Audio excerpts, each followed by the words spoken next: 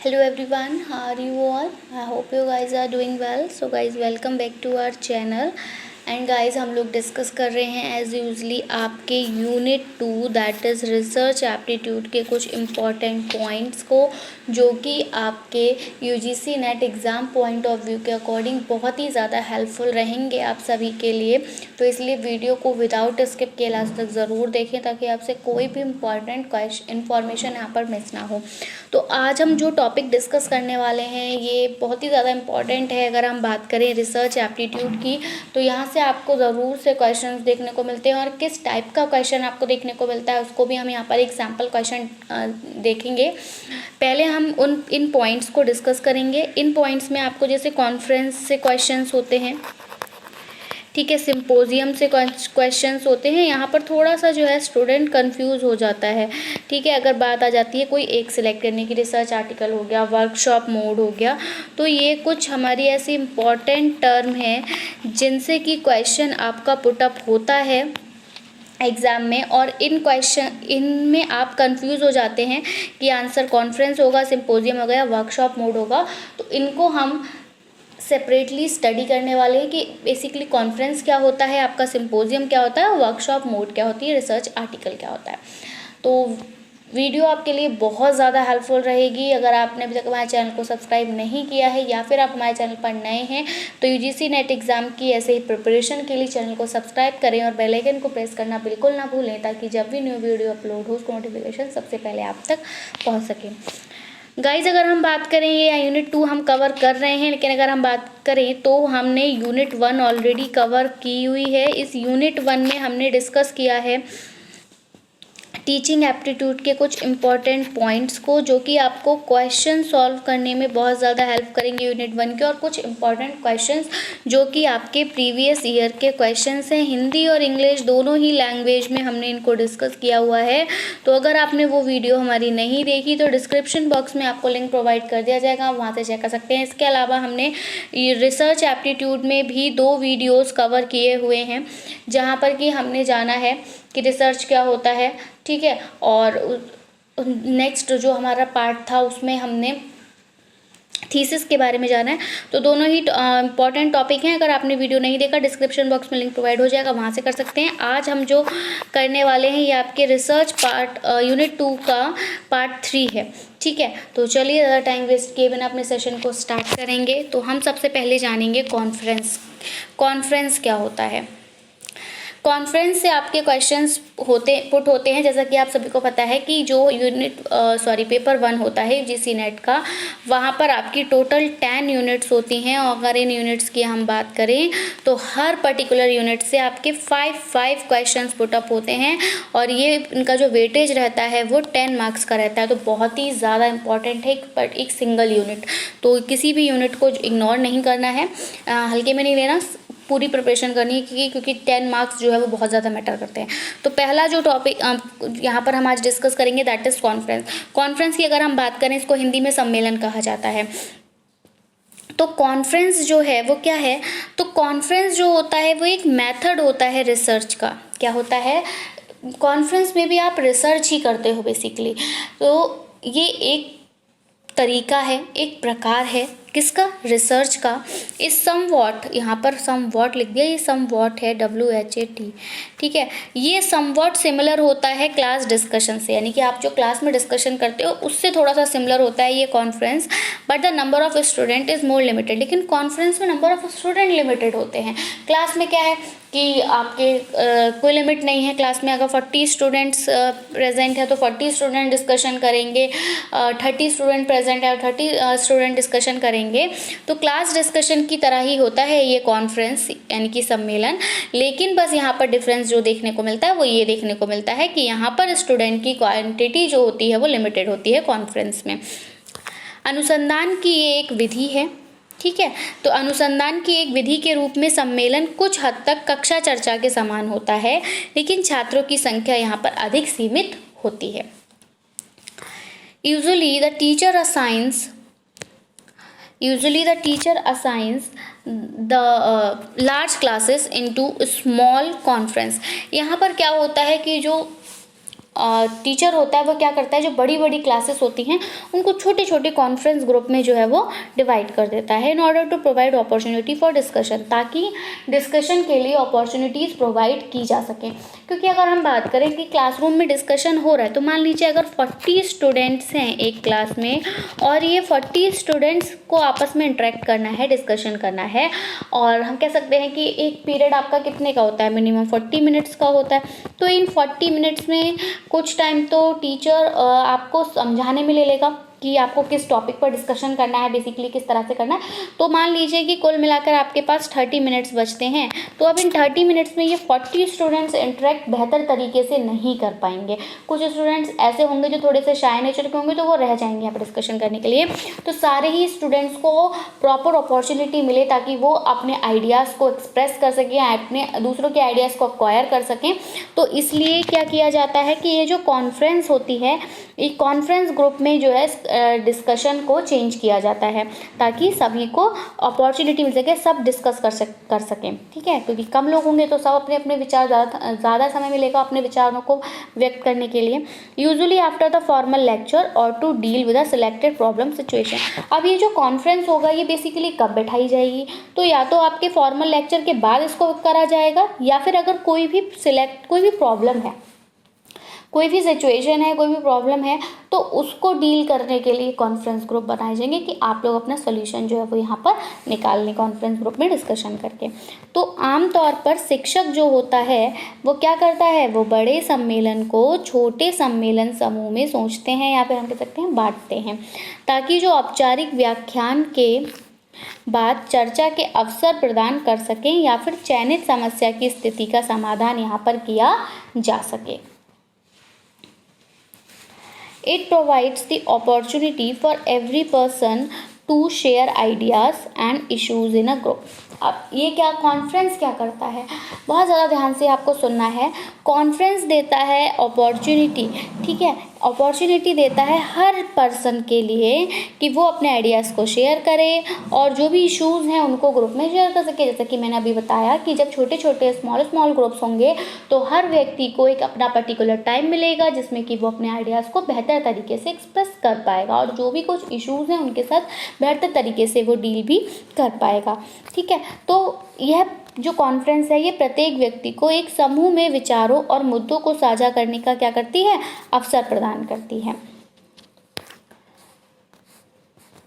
The method is also use before and after an observation. ये जो method होता है कॉन्फ्रेंस का, इसको आप ऑब्जर्वेशन के पहले भी कर सकते हो और ऑब्जर्वेशन के बाद भी कर सकते हो। ठीक है, that is pre visit conference. अगर आप इस कॉन्फ्रेंस को ऑब्जर्वेशन विजिट से पहले कर रहे हो तो उसको प्री विजिट कॉन्फ्रेंस कह दिया जाएगा, बाद में कर रहे हो तो इसको पोस्ट विजिट कॉन्फ्रेंस कहा जा सकता है। तो विधि का उपयोग अवलोकन यात्रा से पहले और बाद, अर्थात क्रमशः पूर्व यात्रा सम्मेलन और पोस्ट विजिट सम्मेलन के रूप में भी इसको किया जा सकता है।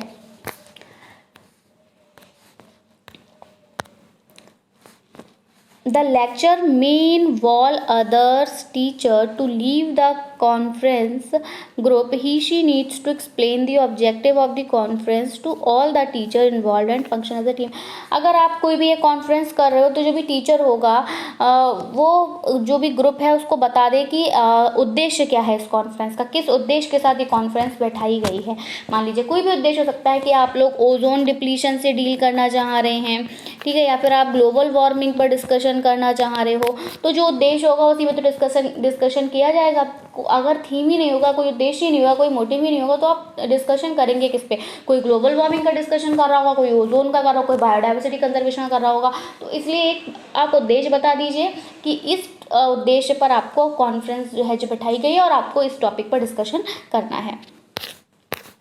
व्याख्यात सम्मेलन समूह का नेतृत्व करने के लिए अन्य व्यक्ति शिक्षकों को यहाँ पर शामिल कर सकते हैं। और भी शिक्षक होंगे, जैसे पता है कॉन्फ्रेंस में अलग अलग प्रोफेसर्स वगैरह आते हैं, एक्सपीरियंस्ड फैकल्टी आती है, उन्हें टीम के रूप में आप शामिल करेंगे और कार्य करने वाले सभी शिक्षक को सम्मेलन के उद्देश्य की व्याख्या करने की आवश्यकता होगी। जो भी कोई टॉपिक होगा, जो भी आपका थीम होगा कॉन्फ्रेंस का, उस थीम पर जितने भी टीचर्स वहाँ पर आए होंगे, जितने भी शिक्षक होंगे, वो सब जो है वो कुछ ना कुछ वहाँ पर बोलेंगे, ताकि जो स्टूडेंट्स होंगे वो उस टॉपिक से ज़्यादा इंफॉर्मेशन को क्या कर सकें, कलेक्ट कर सकें। The purpose is to offer student. अब क्या मोटिव रहता है ये कॉन्फ्रेंस का, तो इसका जो पर्पस रहता है वो स्टूडेंट को वो लर्निंग देना रहता है, वो लर्निंग एक्सपीरियंस प्रदान करना रहता है which the teacher can not provide through lectures और अदरवाइज। मतलब कॉन्फ्रेंस में आप जो भी लर्निंग एक्सपीरियंस गेन करते हो, वो लर्निंग एक्सपीरियंस लेक्चर के थ्रू आपको नहीं दिया जा सकता, क्योंकि कॉन्फ्रेंस पे क्या है, आप लोग एक सेमिनार जैसे होता है उस तरह से आप रूम में बैठे होगे, अलग अलग एक्सपीरियंस फैकल्टीज़ आपके सामने बैठी होंगी, आपका जो भी थीम रहा होगा कॉन्फ्रेंस का, उस थीम पर वो जो फैकल्टीज़ होंगी वो आपको प्रोजेक्टर के थ्रू अपनी प्रेजेंटेशन दिखाएंगी। उस प्रेजेंटेशन के थ्रू वो आपको उस इशू से जो है वो वेल अवेयर कराएंगी, ठीक है। तो इसलिए ये सब लेक्चर्स के थ्रू नहीं हो सकता, क्योंकि लेक्चर में तो एक ही टीचर होगा, सिंगल टीचर होगा और वो अपने अकॉर्डिंग आपको समझाएगा। लेकिन यहाँ कॉन्फ्रेंस में आपको नंबर ऑफ टीचर्स मिलेंगे जो अपने अपने तरीके से आपको उसी पर्टिकुलर टॉपिक को समझाएंगे, और हो सकता है कि एक नहीं, दूसरा नहीं, तीसरा नहीं, तो चौथी टीचर जो आपको समझा रहा है उसका आपको समझ में आ जाए। तो बहुत ज़्यादा चांसेस रहेंगे, आपको नंबर ऑफ वैरायटी मिलेगी मैटर की, और नंबर ऑफ टीचिंग मैथड्स वहाँ पर यूज़ हो रहे होंगे, अलग अलग स्लाइड्स होंगी, और काफ़ी बेहतर तरीके से आप यहाँ पर सीख सकते हो।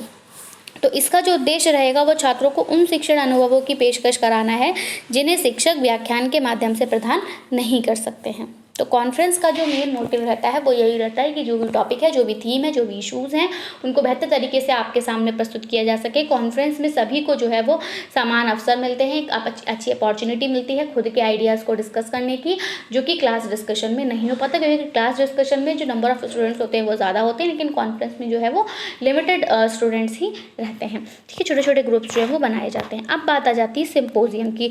तो सिम्पोजियम क्या होता है? सिम्पोजियम को हिंदी में कहा जाता है संगोष्ठी, ठीक है। तो अब ये सिम्पोजियम क्या है? तो ये जो सिम्पोजियम है ये यहाँ पर भी डिस्कशन होता है। तो देखिए है ना, बहुत ज़्यादा ये लोग सिमिलर होते हैं, तो इस वजह से अगर क्वेश्चन हमसे पूछा जाता है तो हम लोग क्या होते हैं, कहीं ना कहीं कंफ्यूज हो जाते हैं, गलत आंसर को मार्क कर देते हैं। तो यहाँ पर आपको कॉन्फ्रेंस के जो जो इंपॉर्टेंट पॉइंट्स थे उनको ध्यान में रखना है, बहुत ही छोटे से थे। अब यहाँ पर बात आ रही है सिम्पोजियम की। सिम्पोजियम भी आपका एक तरह का डिस्कशन है।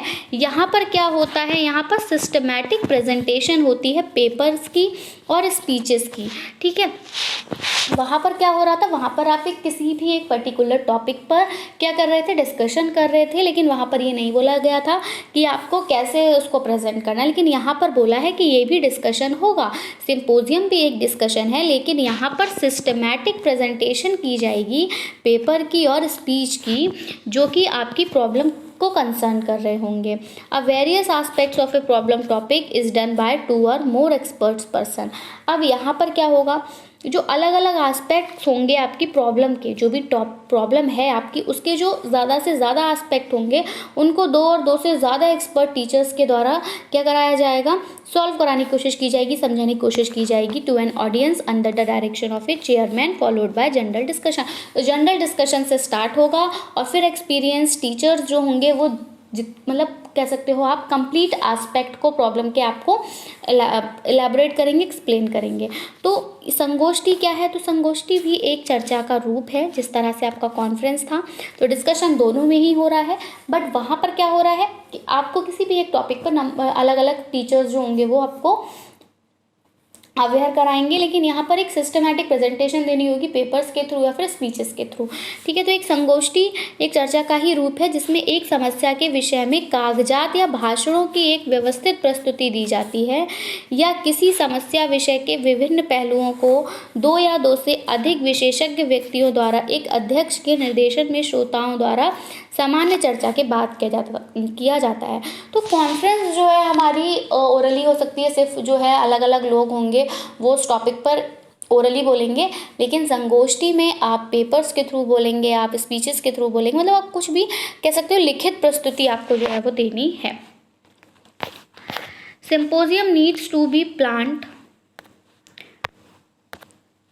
And conducted carefully. सिम्पोजियम बहुत ज़्यादा बेहतर तरीके से बहुत सावधानी पूर्वक कंडक्ट कराया जाता है ताकि वो सक्सेसफुल हो सके।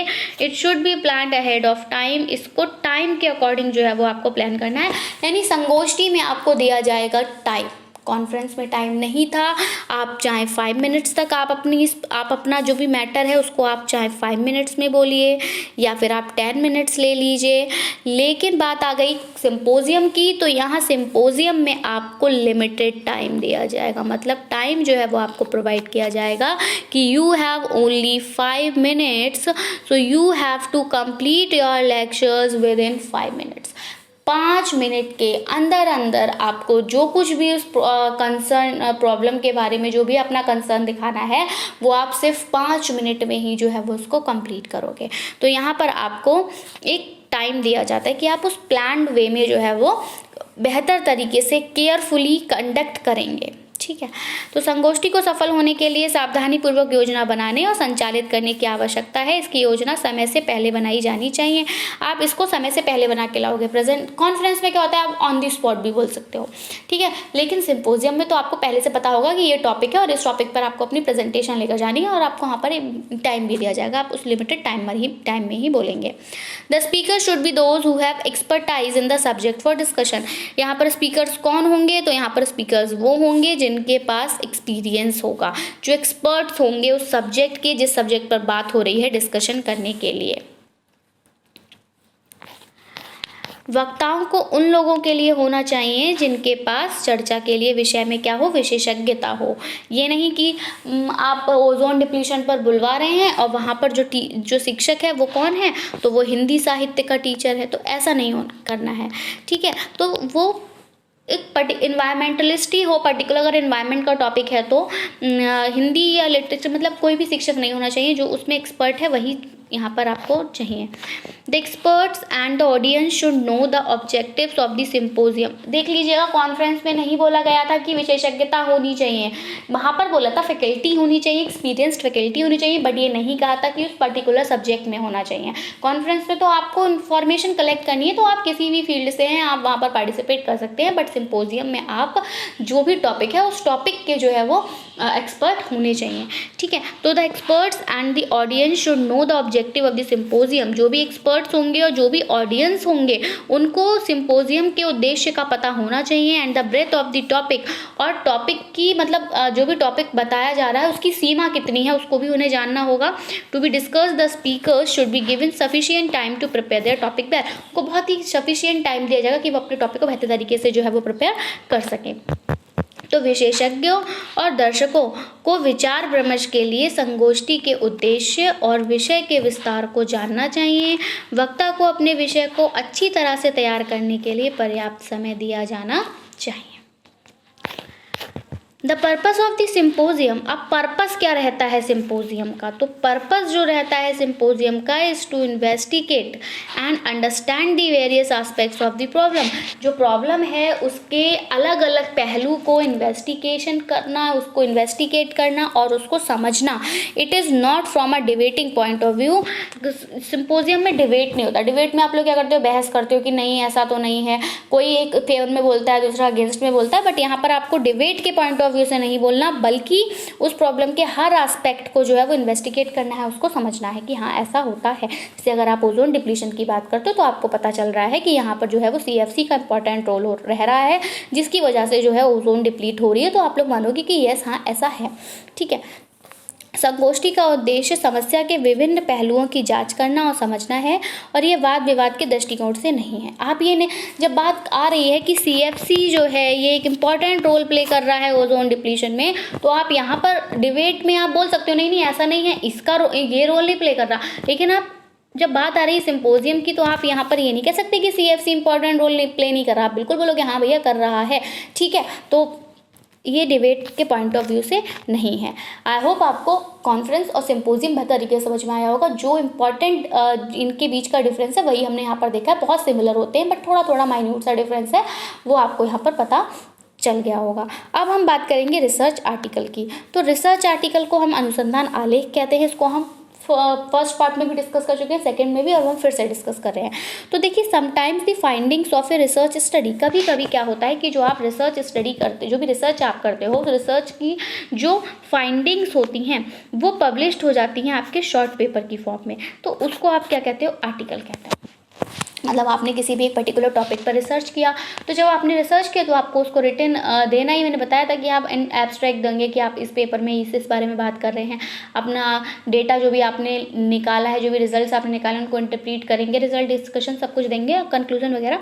तो कभी कभी क्या हो जाता है कि आपकी जो रिसर्च स्टडी है वो लोगों को पसंद आती है, लेकिन हो सकता है कि उतनी ज़्यादा वो मतलब ठीक ना हो, तो वो उसको एक शॉर्ट पेपर के फॉर्म में भी पब्लिश कर देते हैं, तो उसको कहा जाता है आर्टिकल।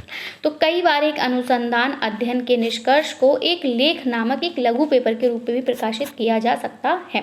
तो ये जो होता है ये वन फॉर्म ऑफ डिसेमिनेशन होता है, यानी कि यहाँ पर हम कह सकते हैं कि ये प्रसार का ही क्या है, एक रूप है। पब्लिशिंग हो रही है, आपकी पब्लिकेशन हो रहा है तो प्रसार हो रहा है, ठीक है। तो ये प्रसार का एक रूप होता है, ठीक है। Research papers are generally prepared either to present in seminar. Research paper का जो भी प्रिपरेशन होती है वो क्यों किया, ताकि आप किसी भी एक सेमिनार में उसको प्रेजेंट करें, किसी कॉन्फ्रेंस में उसको प्रेजेंट करें और उसको रिसर्च जर्नल में पब्लिश कराएं। तो ये तीन जो है वो उद्देश्य रहते हैं जिसकी वजह से आप रिसर्च पेपर लिखते हो।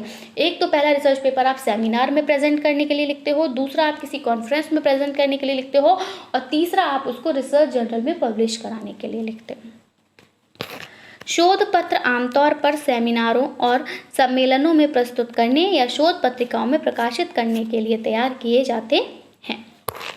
Since one of the objective of doing research is to make a positive contribution, अब हम बात करें एक उद्देश्य की, ठीक है। तो since one of the objective, जो एक ऑब्जेक्टिव रहता है रिसर्च करने का, is to make a positive contribution, वो क्या रहता है कि आप एक पॉजिटिव कंट्रीब्यूशन दें to knowledge in the field of publication, publicity of the work serves for the purpose.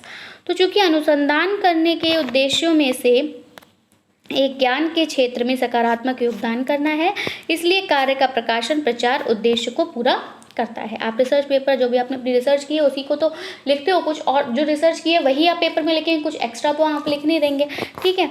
Next अब हमारा जो लास्ट रहता है दैट इज वर्कशॉप मोड। अब देखिए कार्यशाला मोड भी होता है, तो ये कार्यशाला मोड बेसिकली क्या है, तो an assemble group of people who share a common interest और प्रॉब्लम। यहाँ पर आप कह सकते हो कि जो भी उपस्थित लोगों का जो समूह है, जो ग्रुप है, जो क्या करते हैं, एक कॉमन इंटरेस्ट, मतलब सबका कॉमन इंटरेस्ट होता है, एक कॉमन प्रॉब्लम होती है, उसको ये लोग क्या करते हैं, आपस में शेयर करते हैं, उस पर वर्क करते हैं। तो ऐसे लोगों का एक एकत्रित समूह एक समान रुचि या समस्या साझा करता है। तो सब यहाँ पर वर्कशॉप आप कब कर दो कि जब आप सबका इंटरेस्ट सेम होगा, ठीक है। जैसे अगर आप फैशन डिज़ाइनिंग की वर्कशॉप में गए तो सबका इंटरेस्ट फैशन डिज़ाइनिंग में होगा, तभी आप फैशन डिज़ाइनिंग में गए हो, है ना। तो it to be smaller and more intense than seminar, ये छोटा होता है और कह सकते हैं बहुत ज़्यादा इंटेंस होता है सेमिनार की कंपैरिजन में। तो ये सेमिनार की तुलना में छोटा होता है और बहुत तीव्र होता है, जल्दी फास्ट होता है। This format involve student practicing their new skills. यहाँ पर स्टूडेंट अपनी नई स्किल्स को क्या करते हैं, प्रैक्टिस करते हैं। लेकिन सेमिनार में, सिंपोजियम में और आपके रिसर्च आर्टिकल में आपका स्किल्स का प्रैक्टिसिंग नहीं होता। लेकिन वर्कशॉप मोड में आप क्या करते हो, प्रैक्टिस करते हो अपनी न्यू स्किल्स का इवेंट के दौरान under the watchful I of N instructor, यानी जो इंस्ट्रक्टर है उसकी देखरेख में, ठीक है। तो इस प्रारूप में एक प्रशिक्षक की केंद्रित नज़र के तहत छात्रों द्वारा अपने नए कौशलों का क्या किया जाता है, अभ्यास करना यहाँ पर शामिल रहता है। अब students meet together to improve our practice. अब यहाँ पर स्टूडेंट एक साथ मिलते हैं, मिलकर जो है वो अपनी स्किल को, अपने कौशल का क्या करते हैं, प्रैक्टिस करते हैं। और यहाँ पर भी उन पर नज़र रहती है किसकी, इंस्ट्रक्टर की। तो छात्र एक प्रशिक्षक की केंद्रित नज़र के तहत एक कौशल में सुधार या अभ्यास करने के लिए एक साथ क्या होते हैं, एकत्रित होते हैं।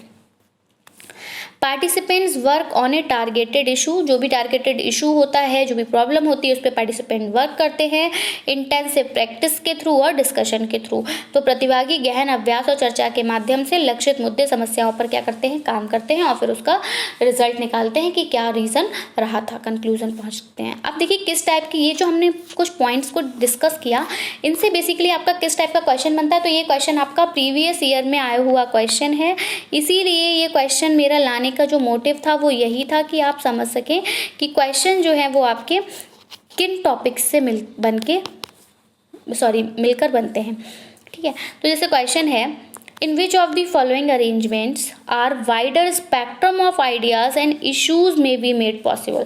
तो ये हमने पढ़ा था कि वाइडर स्पेक्ट्रम जो होगा आइडियाज का, इश्यूज का, वो पॉसिबल किस अरेंजमेंट में होगा, आपके रिसर्च आर्टिकल में होगा, वर्कशॉप मोड में होगा, कॉन्फ्रेंस में होगा या फिर सिंपोजियम में होगा। तो यहाँ हमारा जो करेक्ट आंसर जाएगा वो किसके साथ जाएगा। तो देखिए आपको यहाँ पर से देखना है कि कहाँ था ये वाइड स्पेक्ट्रम ऑफ आइडियाज। शुरू से बस एक बारी देखिए हर पॉइंट को देखिए। यहाँ पर डिस्कशन की बात हो रही है, कॉन्फ्रेंस प्रोवाइड अपॉर्चुनिटीज। ठीक है, मैं सिर्फ यहाँ पर दिखाने का जो आपका मोटिव है वो ये है कि क्वेश्चन जो होते हैं वो इन्हीं में से पूछे जाते हैं और किस तरह से पूछे जाते हैं।